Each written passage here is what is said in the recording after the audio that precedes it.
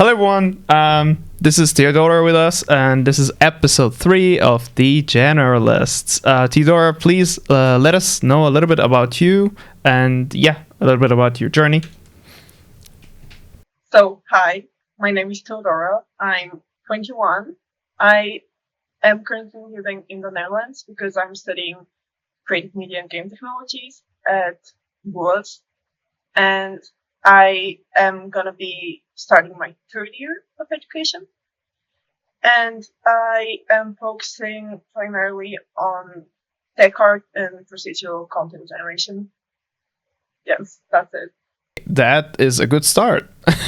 As we can see on the video now, you're creating you created this nice procedural generation of this tree, and this is actually how I get to know you. I was like, wow, this looks pretty nice, and those controls are pretty neat, like especially those spheres that, when you put them, or those boxes, and then the branch kind of like branches around it. I really found it very special. And this is all in Unreal, right? Yes. Okay, so this was our Block B project at university, where we had to choose what to do ourselves. We had to create our brief, we had to do the research, and basically it was like a self-study project almost. And originally it was 2 months, which includes like initial research. A big part of it was actually researching different workflows. So I had a couple. So for the first 2 weeks, it was basically just testing. And then after I decided which workflow I want to do, I started focusing more on that. And, again, because I was pretty new to Houdini, it was my second ever project. Actually, maybe third project. And so I didn't know too much about Houdini. So it was also a lot of, trial and error. It was my biggest discovery was the find shortest path node. It creates like really organic looking shapes and paths. And once I learned about it, it was like, oh my god, it's like the branches there.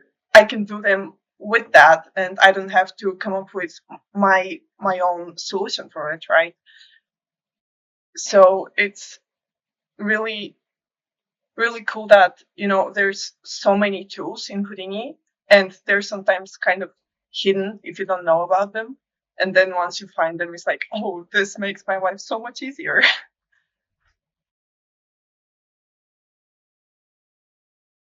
At that point, it was around 3 months. Yeah. Yeah. Okay. Wow. I mean, what did you use to?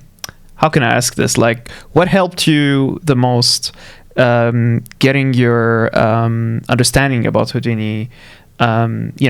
Getting a grasp about it, because it's such an intimidating software to learn. So walk us through that journey a little bit. Yeah, I actually have a pretty funny story about the first thing I tried to do in Houdini. Because during our first year, we were encouraged to look into Houdini, but they didn't show us anything. They were basically like, try to do something yourselves. And I basically found like a showcase of a clip generator, but it wasn't a tutorial. It was just a brief showcase, and you couldn't even see the entire graph. It was just, zoom in a few nodes, like going through them really quickly. And I was like, this cannot be too difficult. Mind you, I had never opened Houdini before. And I thought, it could be nice to just jump straight in and see if I can figure it out. And 12 hours in, I'm just sitting there on the verge of a breakdown because I cannot figure anything out. At the end, I had something resembling like gray French fries stacked together. It was really humbling. And then I realized, I cannot just go into it with no knowledge and expect to actually be able to do something. So the next thing I did was I attended a conference, which we have every year at our university. It's Everything Procedural, the conference.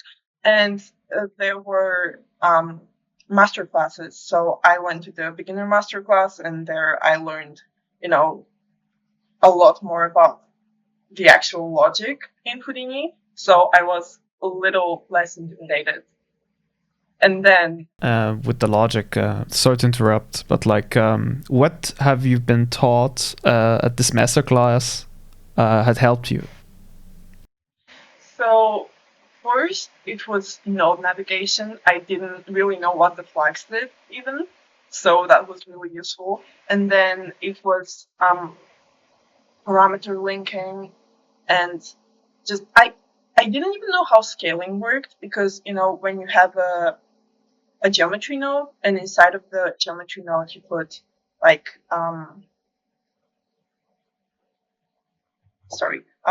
no, it's an object node, and then you have something inside of it. And if it's not in the center, when you try to rotate it, it actually rotates around the 0, right? And not around itself. So this really, it was really weird to me as well, and I didn't know how to fix it. And it's the most basic stuff I learned there, and I kind of started to understand like the hierarchy of everything. Yes, but it wasn't like the standard. Yes, it wasn't the standard curriculum. It was an extra thing. Yeah. I got it. It's like a course, basically. You called it a Yes. master course, yeah. That sounds very flexible, I must say. Like, I don't hear those stories that often. This is one of the key things why I wanted to have you on the podcast, because the way you describe yourself, you say technical artist at university, right? This is how you write your bio. Yeah. And no one else, I think, when I was like browsing through technical artists on LinkedIn, no one else had this in their description. I was like, okay, so that is kind of cool thing that people are learning that in university right now. So I wanted to ask you about that. How does it work in your university right now, where you could confidently say, even on your bio, that you are a technical artist at a university? What does that mean? Right. So at our university, it's the first year you get like general game development education. Like, you go through everything. You get familiar with Unreal, with basic modeling in Maya, with texturing. And then in the second year, you decide what to specialize in. So we have character artists, we have technical artists, environment artists, we have a VFX track, which is pretty new, but we have it now. And we have animation track, and we also have a rigging specialization. So we really like specialize a lot. There are very few people that stay generalists. A lot of people just decide what they want to specialize in. But most of those that you mentioned kind of like direct towards being a generalist, because like when you say environment artist, man, you need to know a lot of things in order to be an environment artist. It's not as simple as, just 3D modeling, because you need to know about procedural solutions, and the more you know about those, actually, the better the chance that you will be hired, because once you know how to create tools that procedurally generate the environment, which is mostly useful for games, I would imagine, also for movie, but for games, because you have those, the way the levels are structured in games, you have the gray boxing era, right, where where the level artists are blocking out the level, and then you have the environment artists that work out of concepts and try to fill that world up. And here, where the world proceduralism really help us, especially with the time management of all. I'm not saying procedural tools are less time consuming, but they are more they're more useful down the road, I feel, because like, let's say you created the tree that you just created. If you want to model that by hand for, I don't know, you make 10 pieces.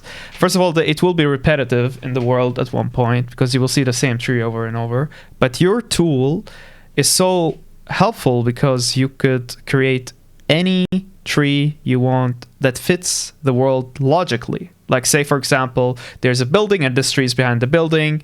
You can even like model it in a way that makes sense. So like the trees behind the building, that the building is blocking the sun, so you have the tree, in real life you have the tree going like this, so it adds story to the environment, not only just environment art but also environment art that can tell a story. Yes.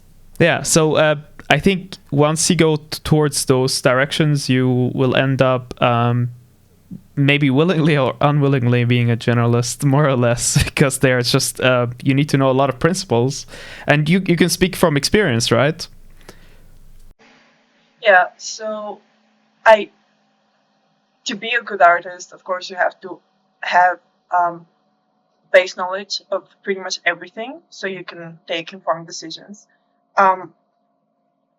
And I think a lot of people try to, branch out at least a little bit. For example, me, I'm doing think art, but it's mainly focused on environments. And for example, if you're a character artist, you also have to know a lot about texturing. There's people that specialize in just texturing, but then if you're specializing in just texturing, then you also need to know about UVing and modeling and stuff like that. So it's all interconnected, but if you focus on procedural art, maybe you wouldn't be touching so much on, for example, sculpting. So maybe I can do texturing, I can do UVing, I can do modeling, but I cannot sculpt. I admit I'm really bad at sculpting. It's not something that I really have felt the need to build up on this knowledge. So I'd say, the more you focus on one thing, the more likely you're to just lack completely in an area that's further away from you. Yeah, and I feel like even if you don't know how to sculpt, if it ever comes to the point that you need to learn it for some reason, because you're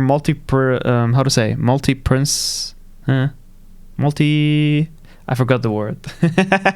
You're multi-skilled. You can pick it up.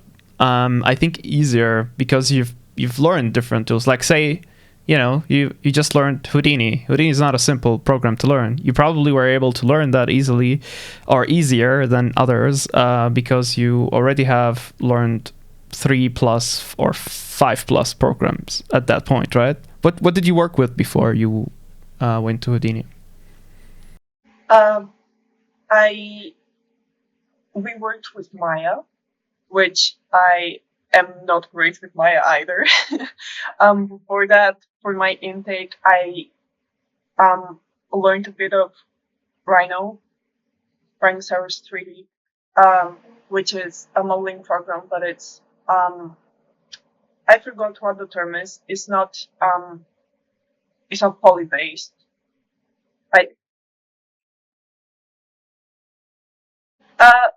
Yes, NURBS. I'm pretty sure. Yeah. So that was really difficult to pick up as well. And then once I switched to Maya, I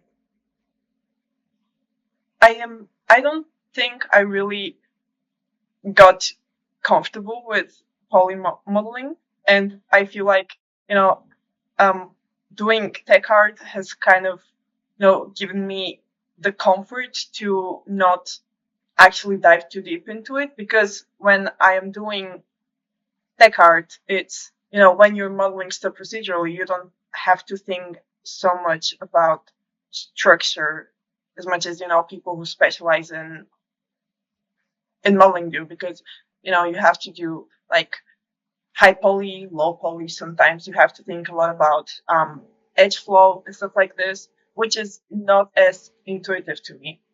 But when I'm doing like procedural generation, it's Houdini does most of it for me.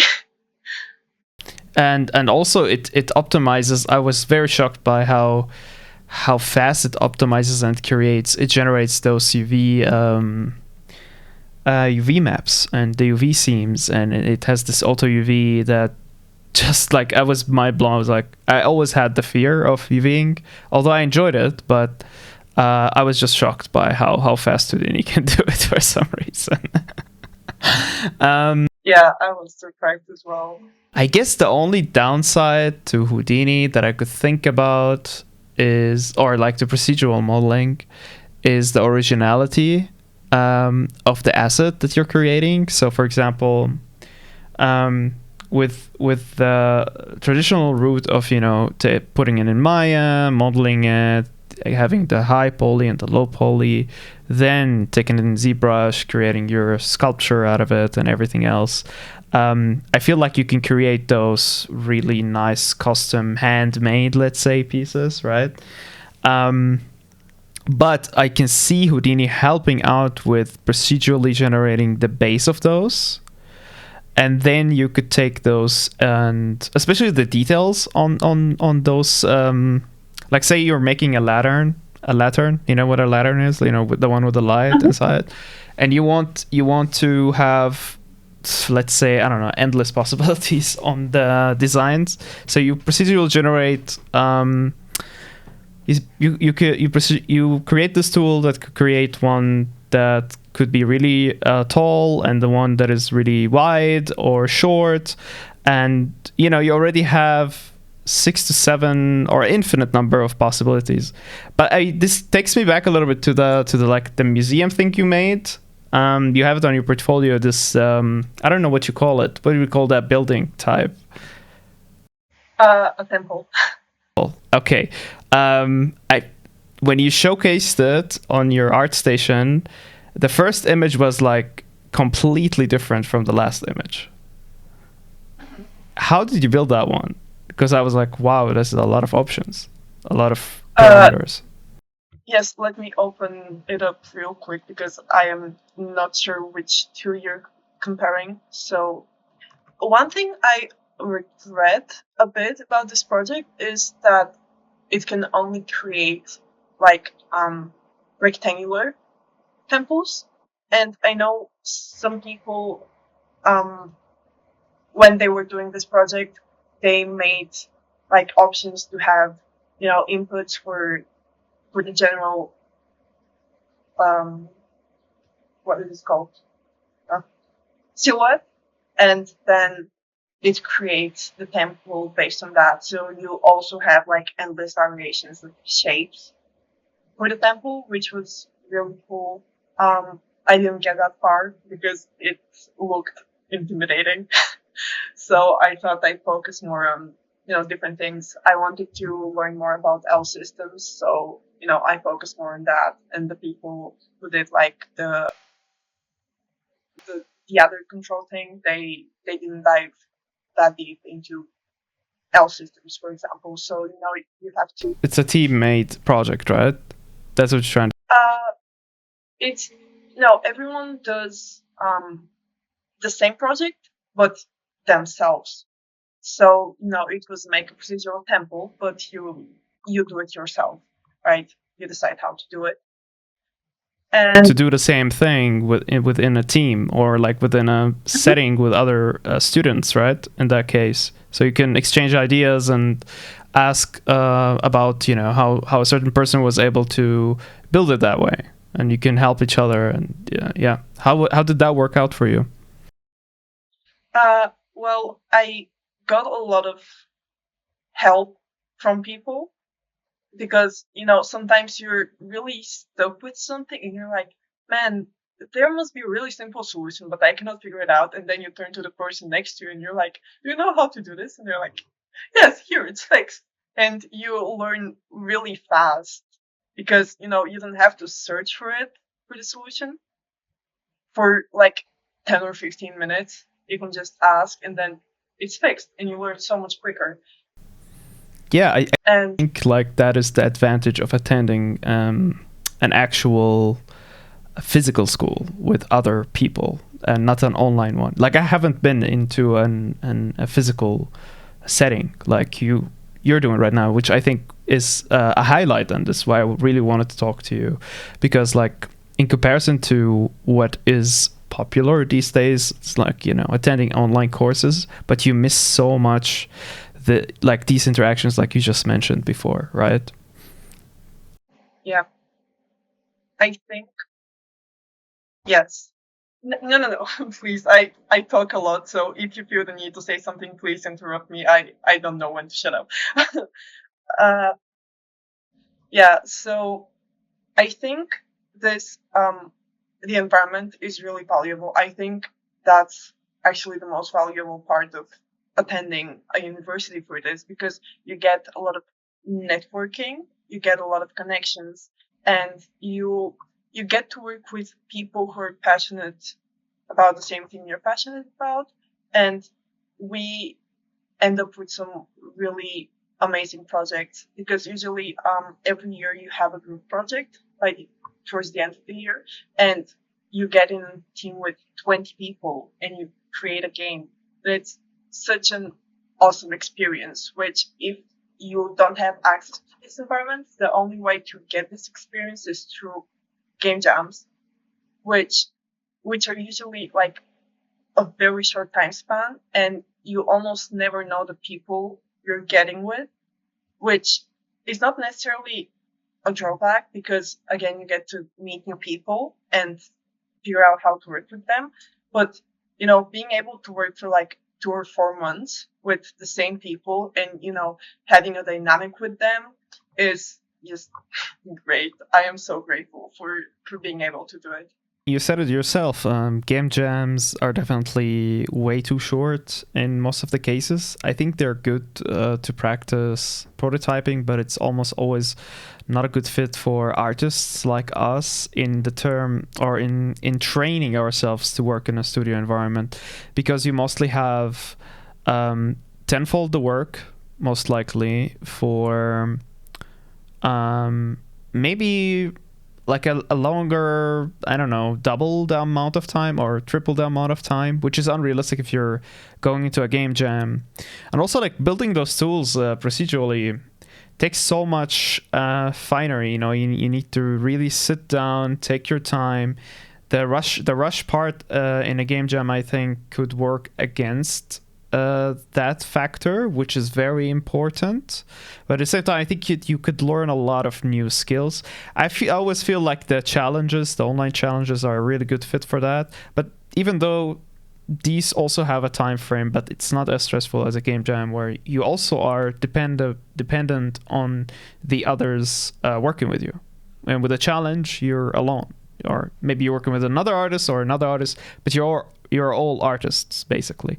Game jam, it's good for training yourself to work in a game studio, for example, because how programmers and artists communicate is very different. And that is basically what our role is as technical artists and generalists, is to, you know, bridge that gap. And I wanted to ask you if you ever felt like you're good at communication when it comes to, you know, programmers and artists, and if you ever had the experience with that until now. Yeah, so a really interesting thing about um, the way our specialization is set up at university is that a lot of the grading comes from um, not only the artistic work you do, but also communication, reflection, and documentation. So they really focus on you developing soft skills as well, which is really important because, let's be honest, a lot of people, most of us are just nerds, and we, you know, communication doesn't, for me at least, it doesn't, didn't used to come as naturally as it does now. I've worked a lot to, communicate. And I also told you, I get really stressed out when I have to, get on camera, talk, especially when I have to speak in front of a lot of people, like present something. It's really stressful. And I'm actively trying to work on this as well, because soft skills are just as important as hard skills especially in the gaming industry, because you work in a team. You have to be able to communicate and, make compromises, resolve conflicts, communicate very clearly about what you're doing, what you need done, because it's very easy to just assume, someone else is on the same wavelength as you. And then, 2 days later, you realize you guys are on two completely different pages and you're doing two completely different things that are not going to work well together. You're like, oh man, we just wasted 2 days, and we have to, go back, go through everything again, actually understand each other and, fix whatever needs to be done. And it's really, you know, I really appreciate that we are encouraged to work on these skills as well. I know a lot of people find it kind of annoying to have to document as much. I do as well, but in retrospect, it's been really useful to also do that. And just short about the documentation, because documentation can take many forms. It could take a form of like typing down, adding screenshots, or even a video. How much are you, how to say, like, how do you feel when you have to document something? Do you feel passionate about it to make it understandable? No, not at all, right? But would taking it into another form help? Because I suppose, I'm supposing, right? Like, I don't know, I guess you're doing it with text, correct? You're writing down things. Yes, you have to use text sometimes. So what I do on the stream, I have like a daily stream from Monday till Friday, or from Monday till Thursday. Now I changed it, where I document my learning in Houdini and other topics. But I started with Houdini, so for now it's been 33 days, and I've been documenting it live in front of a camera. I hate documenting. Like, it is something that I can't do. Like, if you make me like sit down and write down something and make it look, I don't know. I can't articulate things. But if you put a camera in front of me, a mic, I can go for hours, like 4 hours. And this is what I've been doing with my stream, and so far I found it so helpful. It's not like I'm not documenting for a team or for other people, for that matter. Like, some people watch the videos and they're like, oh, this was helpful, but I do the documentation for myself. I am a very forgetful person. And I find myself, even on the stream, asking myself, how the hell did I do that? How did I manage to fix this problem? And then I'd be like, when was that? Day 18? Must have been day 18. And I would go to day 18's video and I would check that out. And then I was like, so this is how we did it. So documenting had been very helpful for my learning, not only because of seeing the past and, checking what helped at that moment, in that particular moment, but also the act of commentary for the stream helps a lot, because I could, like, if I take this notebook here, which I only draw in, I can't fill it all up with notes, but in one day of stream I could fill 3 of those by just talking, and these things like get stuck in my head. And they go into the long-term memory. I don't know why that is the case. Maybe just how my brain is structured. So I wanted to ask you eventually, after this whole speech, if you ever considered like something similar to that. Not really, because again, I hate cameras and I hate having to speak. But I share the sentiment that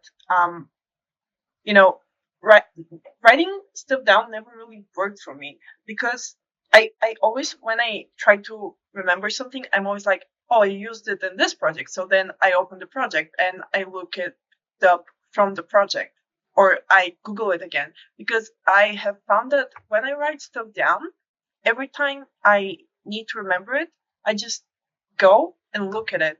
And it doesn't really, I don't really remember it. I just know, oh, I can look it up, and I never really learn it, so to say.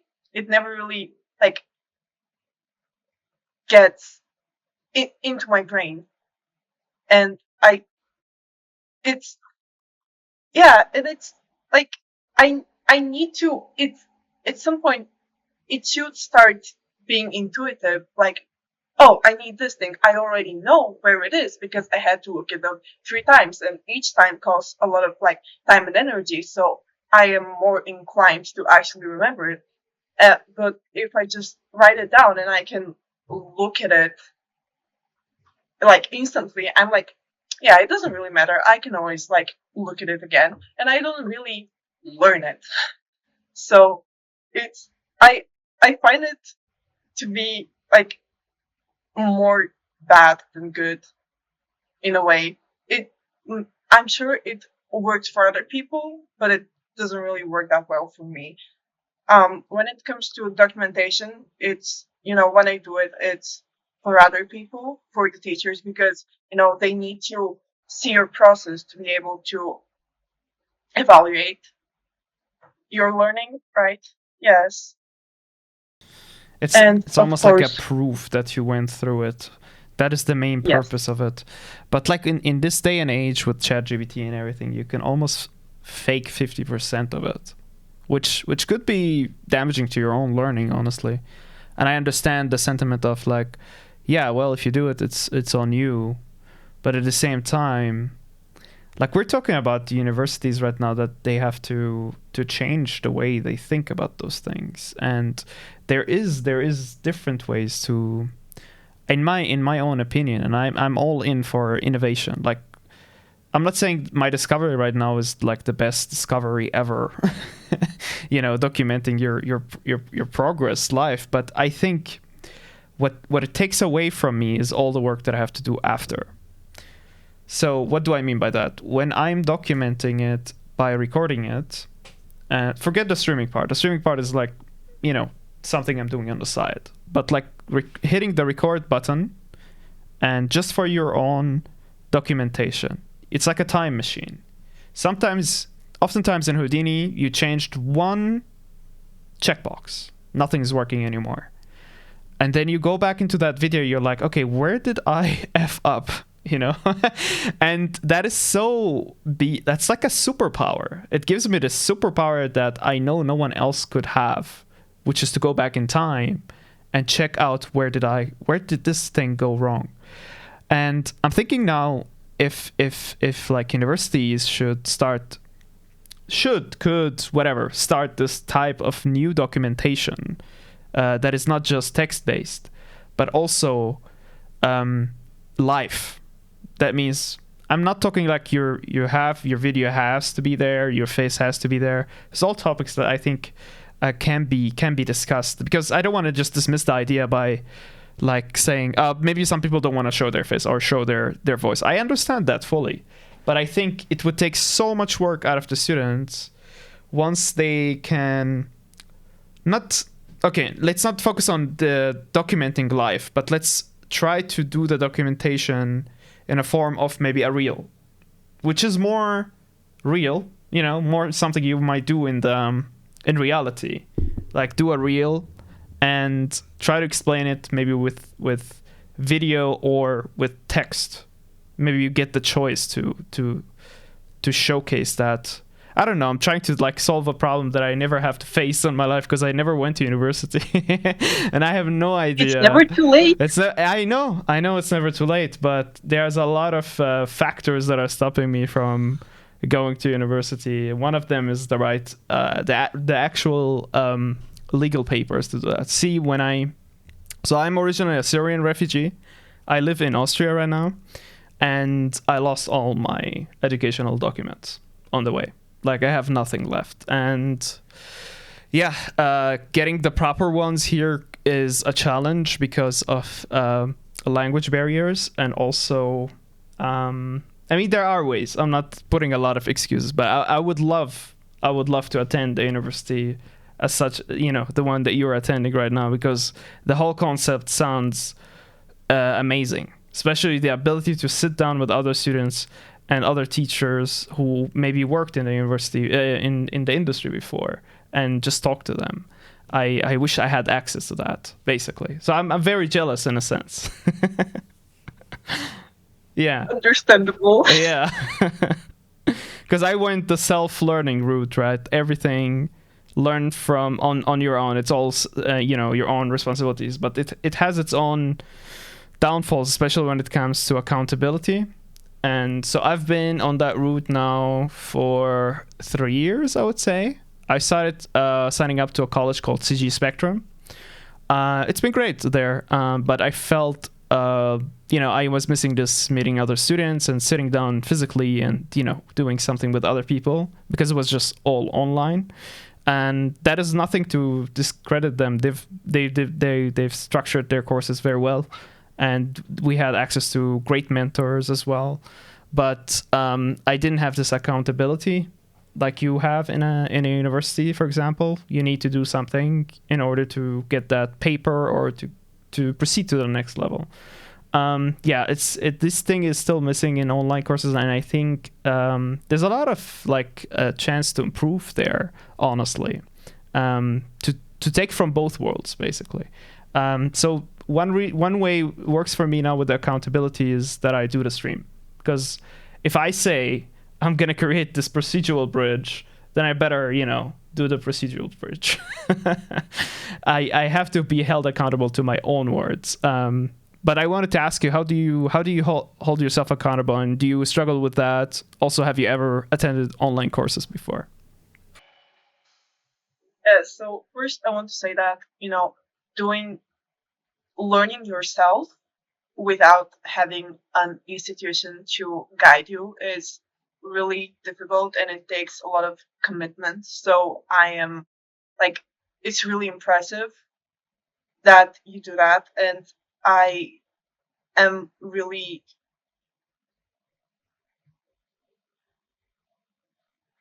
I I, I was the word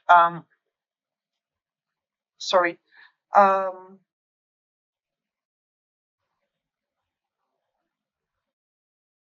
yeah sorry uh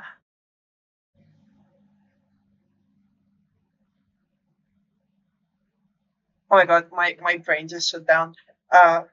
Yeah, it's just oh, every anyone that does that, because there's a lot of people who also learn coding themselves, is just so impressive that you have so much passion to you know get up every day and decide yourself what you want to do, how you want to do it, find your own sources, find a way to learn without anyone's help. It's just amazing, incredible. And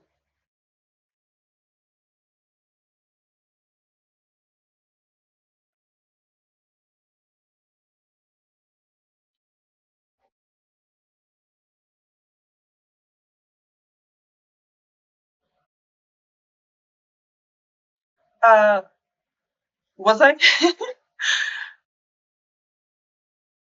uh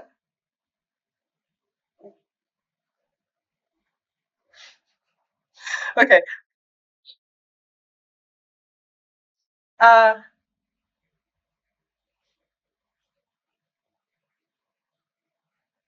mm, maybe if I'm really passionate about something, I I would, yes. And I think when you have to do the intake for university, they're kind of testing that, are you willing to how much are you willing to put into learning yourself? Because a lot of we are basically, the way our study is structured, you learn a lot on your own, and then you have this supporting network around you that you can always reach out for help, which is the valuable part. But you really need to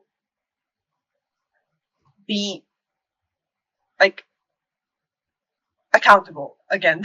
What you said, you need to get yourself to work. No one's going to come to you and be like, do this, do that. You have to, you know, you're you're told, you need to do this for that blog, but it's like you need to do the research for it, you need to do the work for it, you need to do the documentation for it, and no one's gonna hold your hands through that. It's still, and something I am trying to work on, because I feel like I am not taking as much advantage of my environment as I could, because I struggle to reach out for help. Basically, I always feel like, there's a solution somewhere and I'm just not working hard enough to find it, because I feel like it's the lazy solution to just go and ask someone, which is not a good mindset to have, because reaching out for help makes learning go so much quicker. And it's something yes, I really need to start doing it more, but I'm really struggling with it. There's the other extreme, right? So whenever you have a problem, you go and ask people, and you don't want to be that person, because like the first question is like, did you Google it? I definitely came from this experience. Like, I didn't research anything. I just like would ask people, but at one point it's like, did you even read what the error message was? I was like, no, I didn't. I was like, okay, read that first. So it's hard to balance because you don't know where. And also there's the factor that sometimes you have the issue and you need to research it. You need to research it, but then you just kind of never held yourself accountable to research it. Just have this weird mix of like low self-esteem where it's like, I'm not cut out for this. Especially when the problem is so frustrating on a level where you're like, well, I just don't get this thing. I don't get it, and I just don't want to do it anymore. Have you ever faced that, and how did you fix it? Yeah, so usually when I reach that point, then I reach out for help. I do the same though, like, but it's bad, like at the same time, like, do you really need to get to that level? And the problem also sometimes when you reach that level of being so I don't want to say desperate, but like despair. When you reach that despair point and you're like you start researching it, but everything you type is the wrong word and everything you look is the wrong thing. It's because you were in despair, and maybe what could have helped you at that moment is take a walk for 10 minutes, do nothing for 10 minutes, then come back to it, and then try to research it. I feel like when you're in it, it's like it's blinding your way, right? You can't see anymore. You're just thinking, you're just frustrated. Why is it not working? Why is this thing not working? It should work. Like I faced this, I think yesterday. I was having an issue with Houdini, and I stayed, I think, 7 hours in the stream just trying to fix it. I think it was the most frustrating stream I've ever had so far. Just trying to fix this one freaking issue, and I realized I was doing the same thing over and over and over again and expecting different results. And the way I was reaching to, I was getting closer to a fix is by checking other nodes. Like, I was so stuck in that one sub network, and I didn't go. I was so afraid almost to go to the others. Have you ever felt this way? I don't know. Like, is this just me here? Yeah, I have had times when, I know there should be, it's especially in Unreal, because I am still not fluent in Unreal. So I always get stuck on it feels like the most stupid things. Because I am almost sure that there should be like, this node should exist, right? It makes so much sense for it to exist, but I cannot find it. And I'm like, what am I doing wrong? And I'm trying to look it up, and I'm trying to do like this and that, hyper focusing on finding this one node that in my mind should exist, because it just makes sense for me to exist, right? And then I finally kind of give up and I reach out, and then it's like, the teacher is like, you can do this other thing. And then I realize, if it's not, I shouldn't get so hung up on the path I had originally chosen, right? If I cannot do it the way I originally wanted to do it, I need to look for another solution. And I think taking a break when you get to that point is really helpful, because you kind of like, because it's almost about pride as well. It's like, I think this should work, so it has to work. And then you kind of calm down and you're like, well, okay, maybe it doesn't work. What else can I do about it? And you get out of that mindset. I wanted to ask you in the beginning, but I cut you off, about what led. So, how do you deal with research? And say, for example, how did you start with this tree generator? Did you look up a tree generator, or did you end up looking different systems to build this tree generator? Yes. So originally, I had this plan in my head that I wanted to have the trunk be controlled by a curve, and then have the branches be L systems. Because L systems, when you, I wanted to dive deeper into L systems, so that's why I kind of curated the project towards that. And it also makes L systems create similar looking outputs, because they follow like set rules, right? So they're gonna be different, but they're also they're gonna look logical, like they belong together, right? So this was my original idea.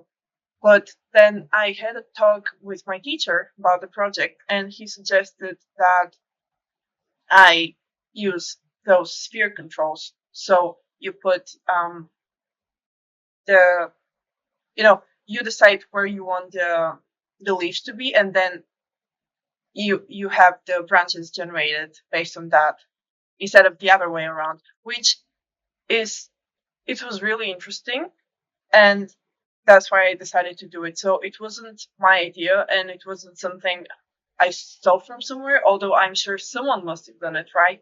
But I did look at tree generators to kind of figure out how they did it. Yes, but the I yes, but the idea came from a teacher. I take no credit for it. I got help. You should take credit for it. I'm totally against that mindset. I think in order to learn, you have to stand up on the shoulders of giants. Like, you could definitely thank your teacher, because he definitely helped you out, but at the same time, it's your tool. Like, you learned how to do it, and you own that knowledge you gained, no matter what you do with it. Like, if you build now, the next step, you build a vine generator, and you decide to use that method. It's like football, right? Like soccer. I don't know if you're into soccer, or the basic rules, but like, if someone teaches you how to score, and you score with that method, then you scored.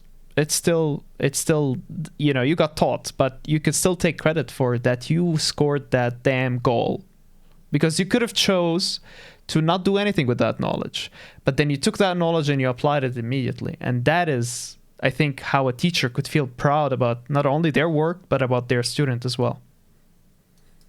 So do take credit. Yes. Damn it, because you shot that ball and you scored. I think what I struggle with when it comes to that is that, creating the generator takes technical knowledge, right? I gain technical skills, but ideas and concepting is something much more artistic. than the technical knowledge it requires to implement the ideas, right? So in a sense, I think like ideas and concepts are much more valuable than the technical skills, because if you try hard enough, you're gonna learn the technical skills. But concepting and ideation is a much more difficult thing to develop, I feel like. That's a great point, honestly. Um, but like, what helps me with that part is it's almost like left side of the brain and right side of the brain type of deal. You have the creative brain and then you have the technical brain. And the way I do it is I practice a creative skill on the side. So as I'm learning something technical, I make sure that I still do creative stuff. One of the creative stuff I do is this podcast, because I have to be creative to make a discussion, and it helps me a lot because I get to learn from any type of people, from different levels, from different genders, from different aspects and perspectives of life, and this is what feeds my creativity. Just the conversation, it feeds in that part of my brain, and then I could, without me knowing it, I have the ability to do the conceptualizing and expand on that. And not only that, but also I gained the perspective from you today on how important it is to reach out. And I'll keep that in my mind because I had thought about it. And so this podcast doesn't only have the value of it being online and maybe people can view it or whatever, and then I get a following, but it's also have a direct benefit to myself to get to know new perspectives. Because let's be honest, if I'm living my life here, I'm on the countryside, I will not meet other people, especially not other people with different stories and different realities, like as yourself. And I bet, you have your own, your own journey to get to where you are right now. And actually, that would be my next question is, I love to ask my guests, so it's the same questions, like take us through your childhood and then into your teenage years and to where you are right now. And tell me a little bit about how your goals switched and your journey in art had switched. So, a biography. Okay. Yeah. So, I'm not sure. Um, it's easiest for me to talk in grades, but I know educational systems are different in each country, so this may not be like as understandable for everyone. So I will try to speak in like years. I will try to give context. So the first it's okay. So elementary school, right? Um, in elementary school, I did like it was an illustration, like it's not specialization really because like you're 8, what are you specializing in? But it was a little bit artistic, yeah. Um, so they gave us homework to always like make an illustration for the story we read that day, right? So when I was little, I was kind of artistically inclined, I guess. And then in middle and high school, I focused mainly on mathematics and programming. And um, yeah, so programming was mainly in high school because it just, if you're specializing in mathematics, then they also push you a lot towards programming and computer science. So that's what happened. And I was the most obvious decision for university was something with programming and computer science. And this is what I thought I would do, but it just didn't feel right because I wasn't passionate about it. I could do it, but it wasn't something I enjoyed. So I put off um, choosing a university because, you should ideally choose where you want to go before the start of your last year. in high school so you can prepare, I put it up until like after the first half of my senior year. It was the second half of my senior year, and I still didn't know where I want to go because I really just didn't want to do coding. And then I was talking to my dad, and okay, so more. Sorry, I don't have this structured in my head. Um, I I don't play a lot of games, which is weird for someone who's doing like game development. Uh, the only game I have played like intensely was Minecraft, of course. uh, and I liked to build a lot. And my parents knew about it because it was basically my hobby to do that. And when I was talking to my dad about university, it was actually his idea for me to do something with games. I didn't even know it was an option. I didn't know there were universities for that. But when he said it, I was like, is there actually something like this? And I looked it up, and turns out there is. And I was like, yes, that's what I want to do. And I started preparing, and I got in, and now I'm here, and I'm happy. What was the program called? Game art? What was it? It's creative media and game technologies. It's kind of long. Yes. I think people need to know about that factor because, just like you said, you didn't know it existed. I didn't know it existed. I don't know. Maybe someone hears this now and they're 16-year-old and they don't know it existed.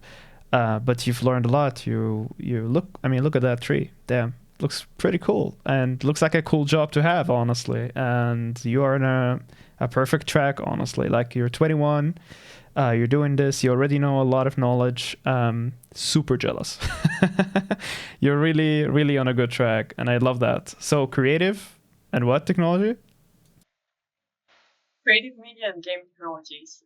Game technology. Check that out, people who are looking for a college. Check that one out. Cool. Yeah, I wanted to ask you about something you mentioned in with your you said that you don't play games and you work with games, and that is weird. I think it's not weird. I think it is it gives you the advantage actually, because you're not in that, you look at it from a different perspective, not like how the others look at it. So you come into it with a different perspective of what it can be, and that, I don't think that's a disadvantage. I think that's an advantage, and not a lot of people work in the games industry that haven't played a lot of games. So that's actually positive. The only thing I could see that it could be an negative is, say, for example, you have an idea and that idea already exists under different category. I face that problem the whole time. I'm like, I have an idea. I think I just created this. Like, I remember when I was 15, I would be like, work in progress. Let me just type WIP. Wow, I just made WIP. I'm so great. And then I see it on someone else's post and I'm like, you stole the idea. I'm like, what do you mean? Everybody says WIP. It's an odd perspective, but I feel like I could see what this could be problematic in that sense. But otherwise, not playing what is, conventionally the games right now, or back then what they were, it keeps changing. So not having that perspective kind of it doesn't how to say, it doesn't blinden, or it doesn't give you those limits of what a game is about. You're limitless of what it could be. So that's a good perspective, I think. What do you? Yes, I agree with you. I think that's a really good point. What I have struggled most when it comes to that is when we're doing like teamwork, or when I'm talking to someone and they reference a game to basically explain an idea or a style, because it's much easier if you've played that game and you are gonna immediately understand what the other person means. But then I don't have this knowledge, and it it it's kind of, it's not detrimental, but it makes communication a little bit more complicated sometimes, because people have to go in depth about what they mean, or I have to look it up and get the context. Yeah, you definitely had talked about your future plans.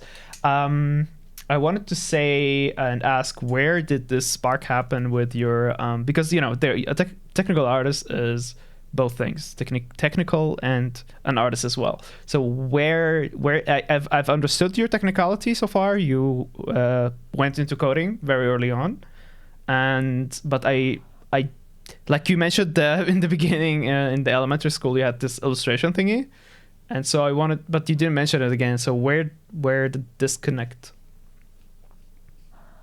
Yeah, so I think the creativity stayed in my life through the building I was doing in Minecraft, which every time I say it, it feels almost stupid, because I don't know why. I just have this kind of insecurity about being so involved with Minecraft, but it is a big part of my journey, really, because it was pretty much the only creative hobby I had at that time, because most of the time I was doing maths and programming, but doing something creative was something that I wanted to do still, and I found an outlet to do it through Minecraft. And then when I realized I don't want to do coding as a job, right? It felt like I was going a lot more into the artistic sphere, right? But then I kind of got stuck in between with tech art. So I thought I wanted to do something a lot more artistic, but in the end I kind of stepped back into doing something more technical, because I realized that I enjoy problem solving a lot. This is what I love about maths. You're given a set of a bunch of information, and you have to piece it together somehow to find a solution, right? And this is what I really enjoy about maths. And this is something you don't have as much of if you're just doing art, because pure art is a lot more about, I would say, again, ideas and concepting. And I don't feel as inclined to do that. I feel more inclined to be given a problem and find a solution. But at the same time, I wanted to be visually appealing in some way. And I wanted to be helpful. A big thing that I like about tech art is that you're making tools for others, right? You're making tools that make someone else's life easier. And I think that's awesome. Yeah, that's you're just basically defined a technical artist really quickly. Very well articulated. I really loved it. That's exactly how I see it. The part where you feel good that someone else's life is easier because of your creative problem solving, which is also its own thing, right? Because you had this technical issue that you just solved creatively. That sums it up for me. Yes. Yeah, I really wish one day, I'll get to explore more of those mechanics to get me closer to a position. Hopefully one day. I really, really enjoy that part of it so much. But yeah, there's a lot of technical things to learn still. But the more I see people like you, who just started 3 months ago with Houdini, I'm like, okay, that's great. I'm gonna then keep pushing. And if that person did it, I'm pretty sure that I can do it too. and let's talk to that person and let's see how they think. And yeah, I just feel those similarities, especially when I ask those questions. I'm like, okay, so I'm not the only one, you know? And I thank you for joining and for being here and for sharing your story. And I can't wait to see what you will be creating in the future and your future opportunities. I'm really enthusiastic about what's going to happen next. So yeah, I'm looking forward for that. Thank you again so much for inviting me. And it's been awesome to talk to you. I really didn't expect it to go as smoothly as it did. You are an amazing host. So thank you so much. And good luck with editing. Hey, thanks a lot for joining again. And I will stop the recording. And y'all, check the Discord server. Follow us on YouTube or whatever. Don't follow us, that's fine. Leave a like, comment, whatever you want to do. And yeah, that's it for now. See you in the next